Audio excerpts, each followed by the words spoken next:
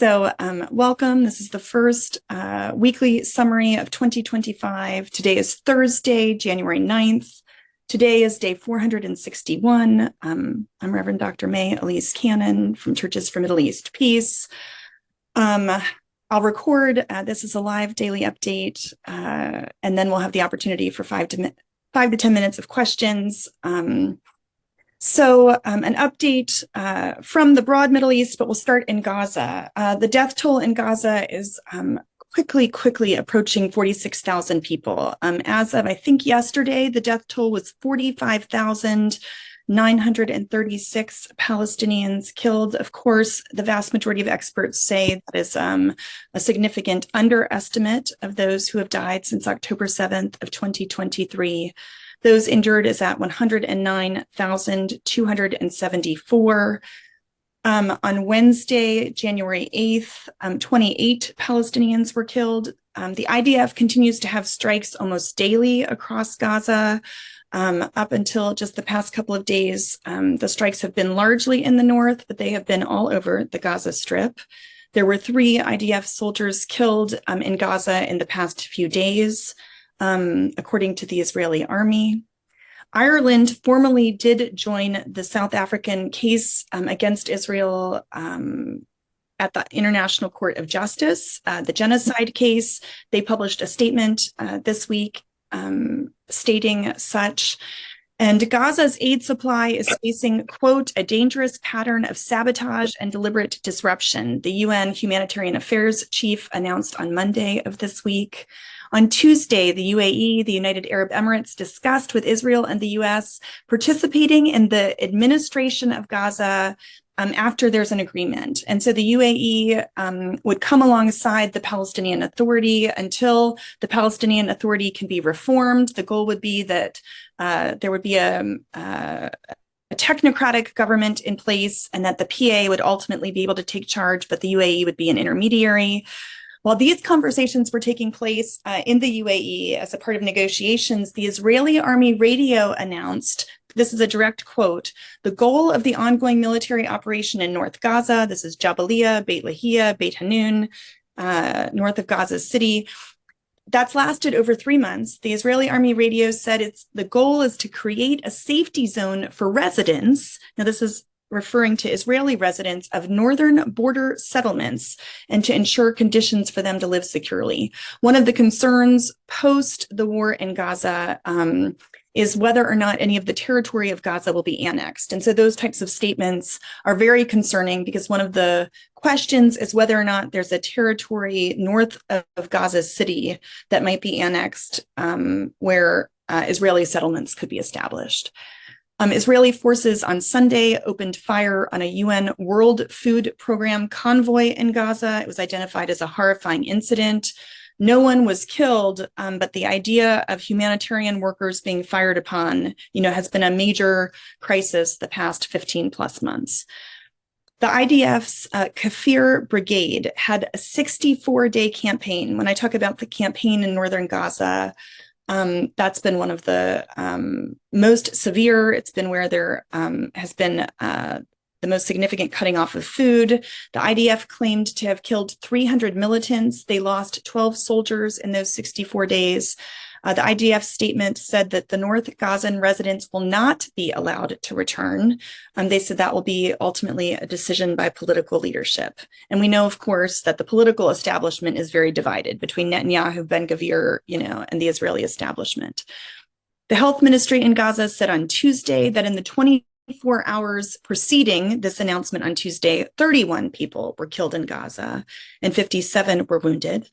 One of the big conversations this last week was about Dr. Abu Safia. He is of Kamal Adwan Hospital. All of the hospitals in North Gaza were shut down this past week. Dr. Abu Safia was taken into custody. Initially, the IDF said that they did not have him. That was very concerning. It's believed he's being held in the State Taman facility, which is in the Negev, which has the worst reputation of Israeli prisons.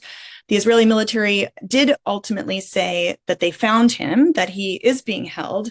And then it was said that it's believed he's a Hamas operative. And the idea of a physician and a doctor, who stayed in the hospital after the hospital was surrounded. There are numerous human rights organizations calling for his release. I heard all this on a security chat. I heard on a security chat yesterday that Dr. Abu Safia's mother died, and they thought like she might have died of a heart attack. And the concern was that the Israelis would use this in interrogations, essentially to break Dr. Abu Safia's heart.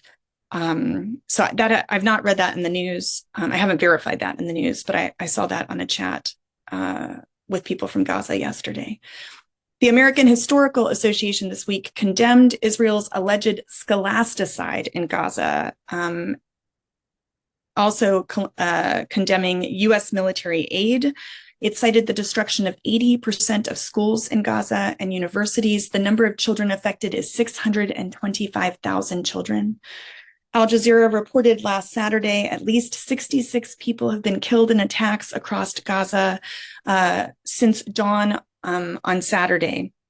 This was January 4th, I believe was the date. Of them, 41 of those killed were in the northern part of the Strip. So that number was 66. One of the things I like to do, which I don't like to do, I'm sorry, but in the daily updates, I think it's important to know how many people are killed each and every day. There are still communities. I just spoke to a community over New Year's, and people are contesting the numbers of people killed.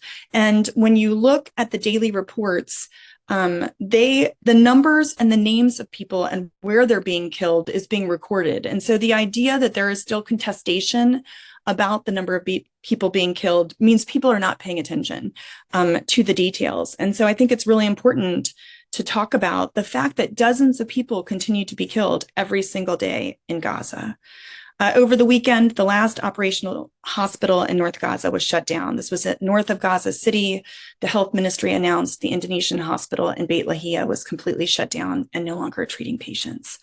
In terms of hostage ceasefire negotiations, Antony Blinken took his last foreign trip while the Secretary of State. He said, we're very close to a ceasefire hostage deal. The goal is to get it over the finish line before the Biden administration leaves.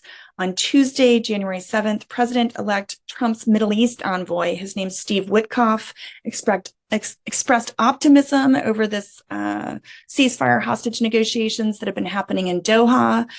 Trump has said over and over again, all hell will break out if the hostages are not released by the time he's inaugurated as president. That's happening on the 20th.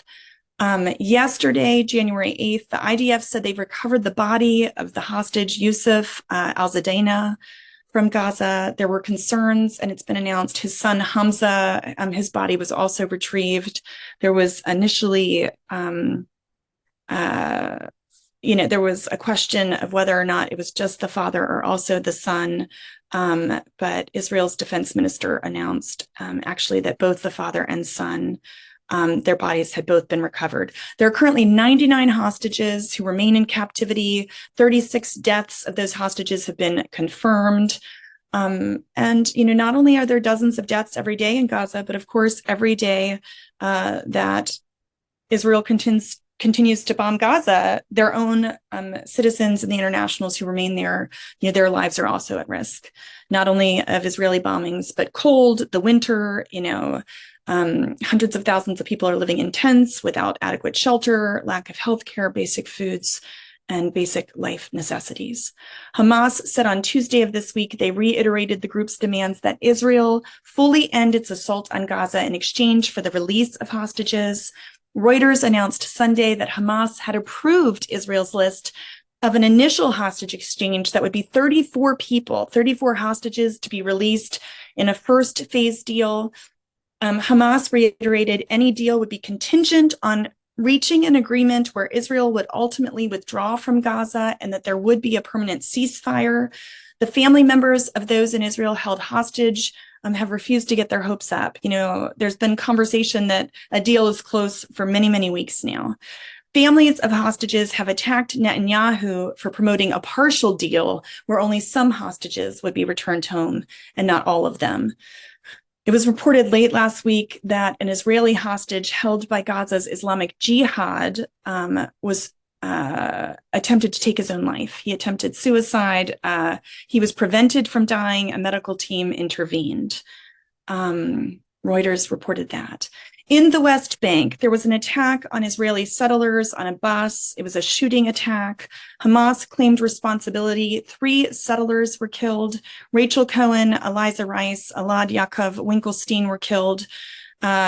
Those 3 died. 8 others were wounded. A militant opened fire on a bus and 2 cars near the West Bank settlement of Kedumim. Security sources reported that Israeli settlers burned cars in retaliatory attacks near Hajj. There were attacks throughout the West Bank. Settler leader at one of the funerals of 2 of those settlers called for the conquering of Palestinian villages following that attack. That was on Tuesday. That funeral occurred. It was announced earlier in the week that settlers in the occupied West Bank are hopeful that the Trump administration will support the annexation of parts or all of the occupied West Bank. And we don't know what Trump's policies will be towards the occupied West Bank. 2 Palestinian children were killed in an Israeli drone strike this last week, according to reports. One was 8-year-old Reda Ali Ahmad Basharat. Another was a 10-year-old Hamza Amar Ahmad Basharat. So the same family. Another 23-year-old was killed from that same family as well by an Israeli drone. Israeli forces killed at least 3. The Israeli military said Palestinian militants in the occupied territories on Tuesday, January 7th. And the IDF said on Monday that it was investigating reports that Israeli troops had used an ambulance as a mechanism of entering a West Bank refugee camp, presumably Jenin. There had been incursions by the military in Jenin numerous times this past week. In addition, last Friday, a father and his 14-year-old son were killed by the Israeli military. I'm sorry, this was not by the Israeli military. This was by the Palestinian Authority. I reported on this last week. The Palestinian Authority has been enacting, I didn't write down the name of this, but the Palestinian Authority has been responding to Palestinians who are a part of resistance and Palestinian militants and Palestinian authorities, security forces, killed a father and his 14-year-old son who were on their roof in an exchange of fire in Jenin this past week as well. In Israel, the highly contested far-right minister Smotrich said this week that Israeli presence in Gaza has to stay for a long time. He said that we should use the word occupation as if the word occupation is a good thing. The new IDF guidelines are instructing soldiers to not expose their identity because Israeli soldiers are being arrested when they go abroad. Families of U.S. citizens that are being held hostage in Gaza will attend President-elect Donald Trump's inauguration. Several of them have been identified as attending. Trump has said he's the best friend Israel has ever had. I mentioned he's consistently said there will be hell to pay if hostages are not released prior to his inauguration. That's deeply disconcerting because Gaza is already hell. So what further hell can be enacted there is deeply disconcerting. Israel blocks the UN probe into Hamas's sexual crimes. So Israel has blocked a probe into Hamas's sexual crimes on October 7th. It's being reported in the news that that's because Israel does not want the UN to probe into sexual assault of Palestinian prisoners in Israeli detention, of whom there are thousands. We know that there have been severe assaults of Palestinians in Israeli prisons. Israel has signed domestic deals worth about $275 million to produce its own heavy bombs and defense materials and to reduce reliance on imports, their defense ministry announced this week. Last Sunday, the Times of Israel reported that an Israeli officer warned of plans about Hamas's onslaught. This was reported previously in 2023, but more about this has come out in Israeli news. Almost the entire plan that Hamas had for October 7th was seen by Israeli military in August of 2023. It's being reported that it was not seen by the staff Lieutenant General Halevi before the October 7th. He's the chief of staff of the IDF. That plan's called Jericho Walls. That was the intelligence document. Thus far, up until now, there has not been a state commission of inquiry. That's very contested in Israel. So there was a lot about this Jericho Walls plan. It's believed that Netanyahu did not see that plan prior to October 7th. The Israeli military didn't think that Hamas had the audacity or capabilities to carry this out. So it did not get passed along. In terms of Hezbollah and the ceasefire agreement with Israel, the Israeli military left Naqoura in South Lebanon. Israel had been saying they will not leave South Lebanon, even though that's a part of the ceasefire agreement. But the U.S. envoy Hochstein was there this week. He said Israel will leave completely. So it's kind of yet to be seen, but they did leave Naqoura this week. Lebanese forces and UNIFIL, the peacekeeping forces, went to Naqoura after the Israeli forces left. The Biden administration is diverting $95 million in aid that was allocated for Egypt to Lebanon. So over the weekend, Hezbollah Secretary General Naim Qassem said in a speech, he will decide how to respond to Israel's violation of the ceasefire agreement. So that ceasefire, it's not yet 60 days, but it's still hanging on a thread. Lots of news about Syria. Israel continued to conduct raids in Syria in recent weeks. According to CNN, Syria's new government, this is Hayat Tahrir al-Sham, HTS, they're facing backlash. They have shifted their curriculum to use language that's more, according to, extreme Islamic language. They're changing words like path of goodness to the Islamic path, or instead of saying, people who are damned and gone astray, they're using Jews and Christians as like synonymous to, unredeemed or damned and gone astray, things like that. There's been a controversy with the role of women and the new appointee of the Women's Affairs Office, where state media, this was reported in Turkish news, the role of women is to take care of their families and husbands, according to Sharia law. So there's a lot of conversations about what the leadership of Hayat Tahrir al-Shams is going to look like. But the U.S. issued sanctions relief for Syria, according to the U.S. Treasury. Iranian forces have largely withdrawn from Syria after the Assad regime's collapse. Analysts have agreed this means difficulty getting weapons from Iran to Hezbollah. There's no longer a land bridge. Syria has said they will take their time in a national dialogue conference to ensure all segments of Syrian society are included. The U.S. Treasury issued a 6-month general license authoring certain types of transactions with Syria. The International Committee of the Red Cross will significantly expand its work beyond $100 million they'd initially invested in Syria. Turkey has said they're willing to step in if Syria breaks up into different segments. Of course, in northeast Syria, there's a tentative ceasefire agreement between pro-Turkish forces and pro-Kurdish forces that have been supported by the U.S. government. Turkey and Qatar will provide Syria with 2 electricity generating ships to help boost energy supplies. The EU is also lifting sanctions that obstruct the delivery of humanitarian aid, or they're at least considering doing so. Qatar is willing to offer financial assistance.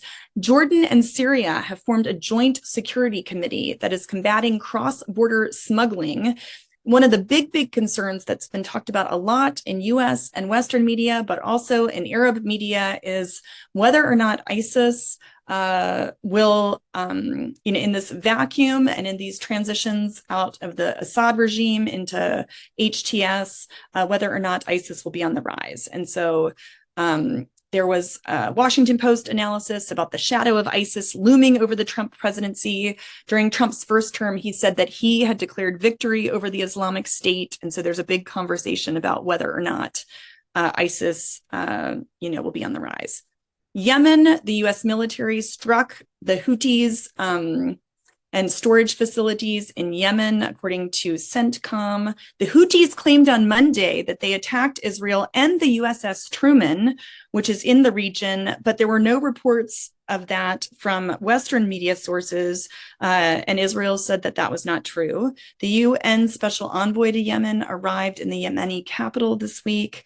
And I just have a couple US announcements and then I'll stop. In Capitol Hill, Mike Johnson was reelected as the Speaker of the House. Several, or at least 3 Republicans, not several, did not vote for him.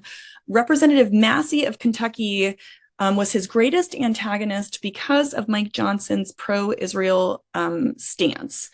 Also hugely significant was Biden putting forward an $8 billion sale via the State Department. He alerted Congress this week of an $8 billion sale of weapons to Israel. It has to be approved by the House and Senate Foreign Relations Committee. It's currently on hold, I heard today, but Axios first reported this. It would include mortar rounds, missiles for attack helicopters, air-to-air missiles. It would also include 500-pound warheads if it is approved by Congress. The new House Foreign Affairs Committee Chair, Representative Brian Mast, plans to progress legislation this week to sanction the International Criminal Court. There was a letter that I wanted to be sure to highlight where more than 80 NGOs, a handful of which are CMEP member communions. These NGOs signed a letter to Congress and the incoming Trump administration opposing the imposition of US sanctions on the International Criminal Court. They expressed grave concerns and unequivocally opposed the use of sanctions and the authority of the US to attack the ICC, which is an independent judicial institution dedicated to combating impunity for the gravest crimes known to humanity. So I wanted to be sure to highlight that. Trump's incoming national security advisor, Mike Waltz, has said problems in the Middle East originate from Tehran, not Tel Aviv. He also said terror organizations are infiltrating the US, and the US government will look at mosques, individuals, and universities. Students who are here on visas will be sent home. There will be a crackdown on the pro-Palestinian movement in the US. He said that in an interview. Eric Traeger, a foreign policy expert currently staffing the Senate Armed Service Committee, is expected to be tapped as Trump's new Middle East advisor. Joe Biden said in an interview that Saudi Arabia wants to work out a deal with the recognition of Israel. And the New York Times rejected a Quaker ad from the American Friends Service Committee calling Israel's actions in Gaza a genocide. And so AFSC put out a press release about that, saying that not only did the ICJ in January 24 say what's happening in Gaza could be a plausible genocide, but numerous reputable human rights organizations, including Human Rights Watch, Amnesty International, the Center for Constitutional Rights, and many who the New York Times actually uses, as their sources, have said what's happening in Gaza is a genocide. Tuesday, January 7th was Orthodox Easter, and I encourage people to read former Leadership Council member of CMEP, Ambassador Patrick Theyros's piece in the National Herald, Light a Candle for Christians of the Near East, as the percentage of Christians there is now less than 4%. So that is a weekly summary. There was a lot happening today on Thursday, January 9th, 2025. I will stop there and invite you, if you'd like, to turn on your cameras. We have 4 minutes. I went fast on a lot of those things, but we can certainly have a conversation, or if there's questions or things you'd like to know more about. This part won't be included, in the video that's shared online. So we can stop recording even. I'll do that now.